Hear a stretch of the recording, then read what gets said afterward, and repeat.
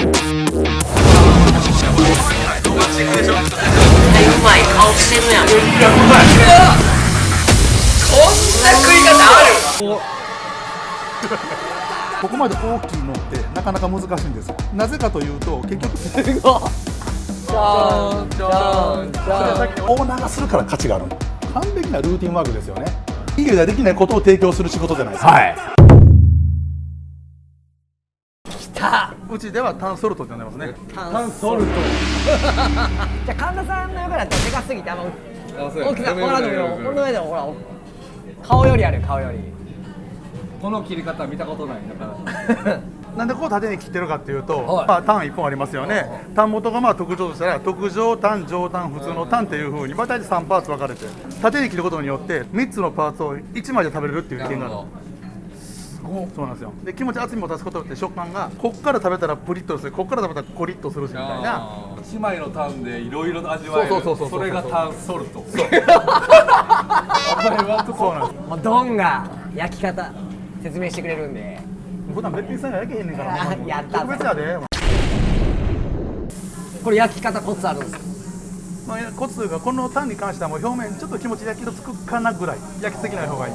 焼いたらもうカリカリになってまうからタン自体の水分が飛んで、はい、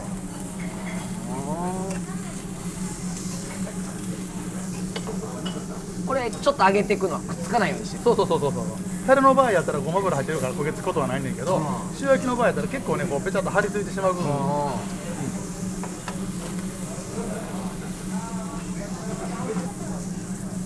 ある程度こう焼けたな思ったらこうね首の座ってない赤子をこうそーっと願いに立つようにこういうほら優しくね。そう美味しくなってきましたね。そうなのよ。もう色艶が変わってくる同じ肉でも。そうもう一口でパックンチョ。パックンチョ。いただきます。タンソルト。はいいらっしゃい。めっちゃうまい。深見人生ナンバーワン塩タン。いやそんな大層なものどこにでも我々に至りやったら大したことないよ。キムチの盛り合わせでございます。どうぞ。うわこれまたちょっとキムチ語っていいかな。このキムチキムチ語ってくださいぜひ。うちではサラダっていうコンセプトでしてるわけですよ。うちは4人で4人前出したいんですよ。キムチ盛り合わせを1人1人前目標にしてるわけ。基本辛くちゃダメ、しょっぱ辛くちゃダメ、あと唐辛子まぶしたようなニンニクたっぷりな感じはダメなんですよ。粗い唐辛子を粉末の一番こう細かい唐辛子で変える。でも多少なりとも辛いんでその量を減らすとキムチが赤っぽくならないんですよ。じゃあこの赤さどっから来るのって話なんですよ。クイズです。思うか。じゃあこの赤いのはじゃあ何なんですかって話なんです。クイズでスイカの汁。エ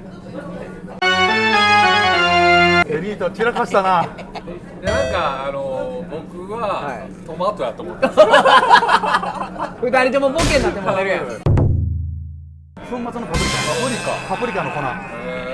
粉末のパプリカで唐辛子風にキムチっぽく見せてる。うまっ。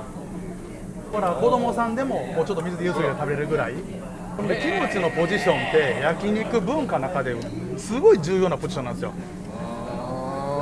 焼肉屋さんでキムチがなかったら客単価絶対下がります。主役っていうのはやっぱお肉なんですけど焼肉屋だけにね。でもその助演女優とか脇役がしっかりやっぱり脇固めとかないと持ち上がらないっていう。焼肉のストーリーには絶対必要欠かせない。それをこの味付けでキムチがなかったら今焼肉文化ここまで発展してないと僕は言い切ってもいいと思う。すごい。いやほんまなんですよ。すごい。あとキムチ1時間喋れますけどメインディッシュの前に先に軽くウォーミングアップで。ウォーミングアップです。こちらはハラミですね。ハラミ上身のマルチョウてっちゃん。まあ焼肉屋のまあ王道っちゃ王道。産地でいうとアメリカ、オーストラリア、黒毛和牛、アメリカです。じゃあちょっとハラミからいきましょう。はい、ちょっと名刺代わりに。これハラミのうんちくの書きありましてね、ハラミでもこれプライムっていうまあランクの最上級クラスのハラミを仕入れて、まあ皮油引くでしょ。で普通ハラミって1枚切りなんですよね。だいたい高さってこれぐらいなんで。確かになんですよ。確かに。うちはこれね全部観音開きなんです。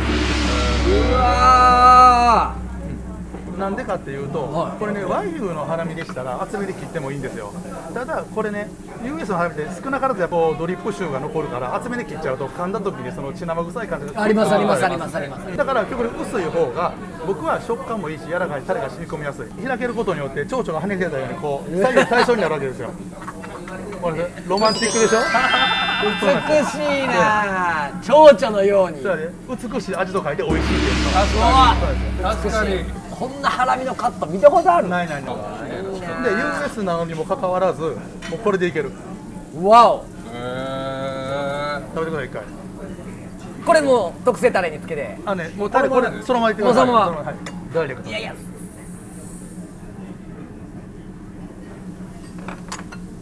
めちゃくちゃ柔らかい。ほんなら今度タレバージョン食べてもらおうか。ほんならタレバージョンな。めちゃくちゃ柔らかい。うわ。マルチョウはねちょっとアイドリング。これ置く場所が違うのが分かるんですか？これマルチョウっていうのはこれ中ほとんど油なんで結局冷蔵庫から出した時って固まってるわけですよ油が。でそれを鉄板でいきなり焼きます。表面焦げます。あもういけるやんって食べるんだけど中冷たいんですよね。口どけが悪いんですよ。なるほど。だからある程度常温まで戻して油を溶かした状態で焼く。す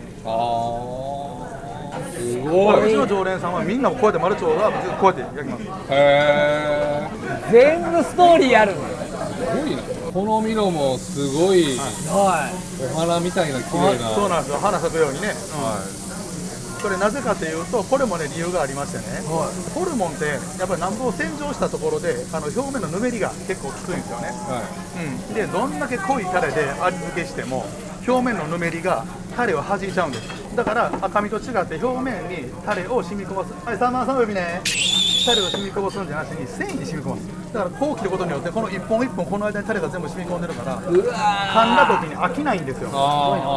飽きない。お花畑。これてっちゃんも線入ってますからね。これ実は裏も隠し包丁入ってるんです実は。これてっちゃんこっち側から焼くってなんかあるノウハウがある。これねノウハウというかこれねよく言われるのがよ僕らもねく逆側から焼いちゃうんですよ。油を焼くこの部分はほとんど僕は焼かないでいいと思います。こっちを焼かない。こっち焼いちゃうとカリカリになっててっちゃん硬いよって大体ここ焼きすぎなんですよ。今こう油白いでしょ、焼いてたら先に透明になるんですよ。で透明の次どうなるかって言ったらバチバチバチと焦げた状態で油が踊り出すんですよ、でそのタイミングでひっくり返してここはこのテカリが取れたら僕は OK だと思う。これならシャキシャキしたいてっちゃんの独特な食感が味わえる。落ちる油は落ちてもいい油なんですよ。甘みのある油残りますから。この分厚さが大事ですよね。薄っぺらいのだったらすぐなくなるんで。そうこれもうちょっとね。でこれがねわかりますこの油が踊る感じ。おお。透明なできたでしょ。これもうちょい。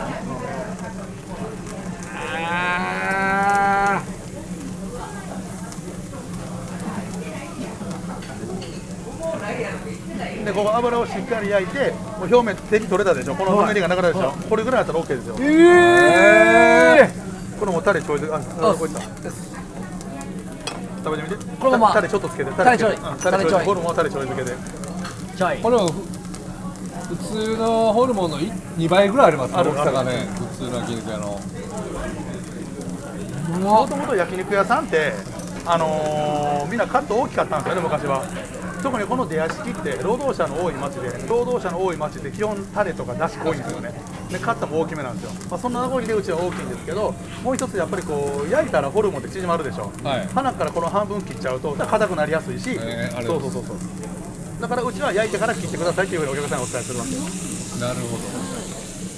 焼けてから切ってほんだらね断面がねほら乾いてないでしょ。おかみちゃんこの身の食べてよ。この身のうちの身のホルモンってこんなうまかったっけ？一切臭みないでしょ。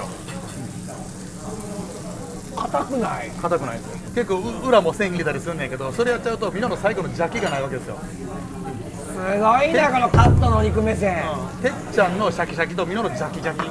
美味しいって言うねんけど美味しい味って見方って忘れますよね。で味を口で言葉で説明表すって結構難しいですよね。でも食感って表せるわけですよ。なぜかというと食感というのはこの顎関節顎の関節一番耳に近いこのポイントで覚えてるわけですよ。だから3日4日経っても、ね、味楽のミノ美味しかったねって味楽園のミノが食べたいで味楽のミノを噛みたいっていう感覚で一つの来店頻度につながるわけですよ。食感に意識を向けていくとお客さんからしたら味楽園のミノ噛みたいわって。めちゃくちゃ音しますねこれ。ジャキジャキジャキジャキ。そうなんですよ。最後まで。計算し尽くされとるな。すごい音で食べるホルモン。音なんですよ。ここから出るようになってるんですね。そうなんですよ。油の逃げ道。パーンってマルチをはじけあっつってこう油ありますね。あれでしょ。あれは結局温まった油が逃げる場所がないからちょっと隙間から跳ねるから油が飛び散るわけですよ。じゃあ線入れることによって油がこういうふうに逃げていくから結局弾けないっていうのとあと火が通りやすいっていうのとこの油マルチョウから出た油で表面を揚げ焼きみたいにするとこうちょっと高級なたこ焼きみたい表面カリッと中ふわっとみたいなそういうイメージになるわけマルチョウが。絶対うまい顔してるやんもう。この表面のこう分かるこの感じ。だいぶさっきと全然違うでしょ。タコさんウインナーみたいな。ほら小鉄さんみたいにこうホルモンアイスとなんかさここまでいかんな。ほんで焼けてから切るマルチョウなんか先に切るとこれ一本いくと結構ヘビーだからこれを切る。ほんだらこれ嬉しいな。断面がまだ白いでしょ。白いうちはまだ油溶けてないです。これが透明になって今度バチバチと沸くぐらいに焼いていくんですよ。こっからがメインで今はこっからなんですよマルチョウ。ほんでこの分かるちょっと表面焦がす我慢できず食べてまうわ。で一気にここで火上げていくのこうやってでしょ。でやっぱりこう油っていうのがタレをどんどん弾いちゃうわけ。じゃあどうするのって言った時にちょっと借りますねすいません。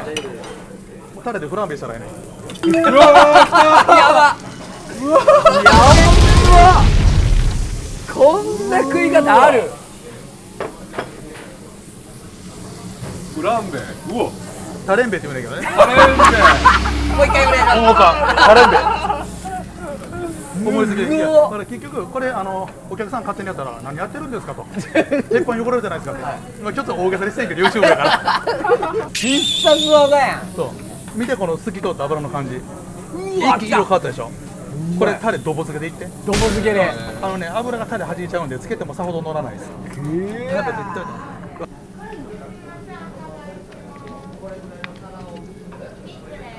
どうマルチョウカリッといきながら入れた瞬間に油がパッてこうなくなるような軽いでしょ。もうパーフェクト。くる。くるやん。くる油とカリッとしたやつと。うわ。すごい。きた。レーベです。あ、来終わらた。ないと終われない。味楽園の冷麺。焼肉冷麺味楽ですからね。ね。前食べた時ってなんかオーダー入ってから職人さんが麺を作って手打ちでね。手打ちでね仕上げてたんですけど、なんか変わったって聞いたんですよ。痛いとこつくな。創業56年、ずっとおっしゃる通り手打ちで注文いただいて粉から一個一個売っててんけど、売っててんけど、こう打ち手によってムラができたりとか、あとは提供スピードがもう格段に遅い、ピーク時。ゼロから作るからね。そう、ほんでウェイティングがかかった時に帰れるお客さんとか考えた時に、じゃあどこを取るべきかなと思うわけ。これこだわりってこだわりすぎたらこれ店潰れるなと思ったんですよ僕。極端な極論から言うと。こだわりってお客さんに伝わってからこそこだわりなのに、なんかこうそのこだわりが伝わらずに逆に裏目に帰ってきた時のちょっとこう歯がゆさとか悔しさってなくて、 PB でうちのオリジナルの麺を作ろうと開発を盛岡の製麺会社と進めていって、ただそのうちの冷麺っていうのがそば粉ベースにつなぎででんぷんバレー酒を配合するんですけど、盛岡冷麺小麦粉とでんぷんなんですね。そもそも原料から違う。でプラス盛岡冷麺が太いんですよ、麺が。確かに。もううちの下手じゃ倍ぐらいあるぐらい。そうですよね。でそうなった時にその製麺会社で一番細い麺を送ってもらったんですけど、それでも太かった。どうにかなりませんか。いやこれ以上細くする機会ないんですよって。いやでも関西は細麺しか流行らないですよって話を僕はしたんですよ。じゃあ分かりました、じゃあうちが全額出資しますから機械から作ってくださいって言ったんですよ。へえ、機械から。機械からそしたらこの細さがこの細い、喋ってる最中すいません。はい、うますぎる。ありがとうございます。細いのに強いし、味わい深いし。でスープがまたスーッとさっきの口の中脂っこい感じがこの冷麺で一気に消えちゃうでしょ。すっきり。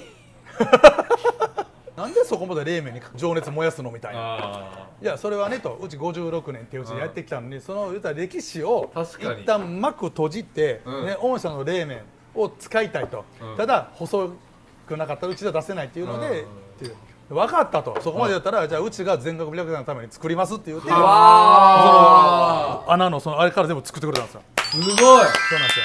ほんで粉の配合を言って初めそば粉とでんぷんでやっててんけど、やっぱ繋がらないんですよね、半生麺にしようと思ったら。じゃあどうするかって言ったら、じゃあ小麦粉をちょっと入れさせてくださいと。だから以前の麺に比べてちょっともちもち感とツルツル感が出てくるんですけど、逆にそれもまたこう僕は好きなんですよ、この麺。いい。でもそれ変えるって結構勇気いることですよね。勇気いる、勇気で56年やっぱお父ちゃんの目が一番怖かったね。あでもやっぱりね、これやったらええって OK って言ったんですよ。へー逆に自分からしたら拍子抜けでアモカアモカアモカ。いやー、今回2回シリーズになりましたけどいかがでしたでしょうか。なんかもう焼肉に対してのもう全部詰まってた、そんな動画になったんじゃないかなと思います。それでは今日の経営論いきたいと思います。今日の経営論、ババン。社会に必要なものは解決と創造である。これ今でしょの林先生の名言なんですけど、今日なんでこの名言採用させていただいたかというと、小鉄さんがまさに僕なんか先生に見えてきたんですよね。なんか人に物を伝える人ってもう2つあると思ってて、まずは情熱と、あとは論理、パッションとロジカル、これどっちも必要で、例えばまず伝えるのに思いは必要だし、情熱必要だし、エネルギーが必要。なぜそれが素晴らしいのかとか、どういう価値があるのかとかっていうことを深掘って伝えることが重要だと思うんですね。なので皆さんもビジネスにおいて、いろんなものを作って、そしていろんなものを売ってらっしゃると思うんですけども、情熱と論理、この2つをマックスにした状態で人に伝えてもらえると伝わるんじゃないかなというふうに思います。伝えると伝わる、全然違いますので、ぜひよく考えていただけるといいかなと思います。今日の動画は以上です。チャンネル登録お願いします。バイバイ。おもかチャンネル登録してね。